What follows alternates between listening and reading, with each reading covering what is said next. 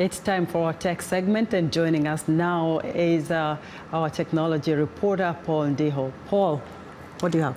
Thank you, Esther. Kenyan innovators are betting on digital technologies to attract younger people to agriculture, a field currently dominated by an aging population with 99% of mobile phone penetration according to the nation's communications authority.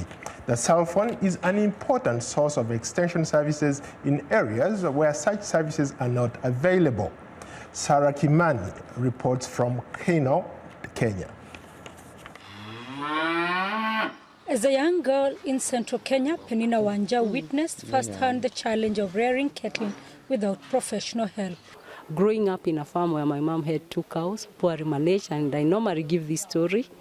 They could give us 2 cups of milk and they could be milked anytime. As a practicing extension officer, she noticed information gaps made farmers grope in the dark and rely on trial and error in their day-to-day farming activities.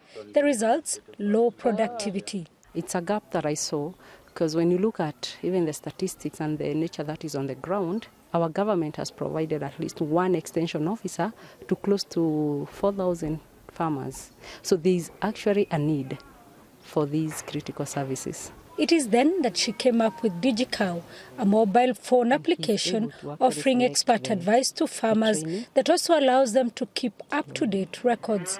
Stanley Kamau was among the early users of the app. A year since its launch, Kamau talks of increased milk yields, healthier herds, and a well-organized farm. They got a platform on the app where we say, for example, during the time for meeting, you keep your records, then you get to know when your cow may calf down. But in the old way, you used to take dates. You do the cumbersome work of counting down. 80% of Kenya's population is made up of small-scale farmers, according to the World Bank. DigiCow is an example of how technology can be used to bridge the knowledge gaps in the sector. It is also a way of encouraging Kenya's unemployed youth to farm, according to Boniface Akuku, an information and communications expert in Nairobi. Research says that the average age of a Kenyan farmer is 60, which is almost a retired person. That's the age of either going to retirement or almost a retired person. That person has no energy. So what we need is what I would call mind change philosophy. We need to change the mind of our people to encourage young people to engage into farming. Otherwise, if that does not change, the uptake of this technology will be zero. Mobile-based solutions make sense in Kenya as information can reach millions of people.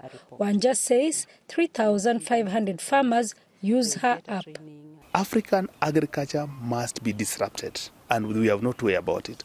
Even if we don't disrupt it by technology, already climate is disrupting it. To deal with issues of illiteracy, DigiCow has a voice-based service that Wanja says has proved of help to the older farmer. Sarah Kimani for VOA News, Kenya.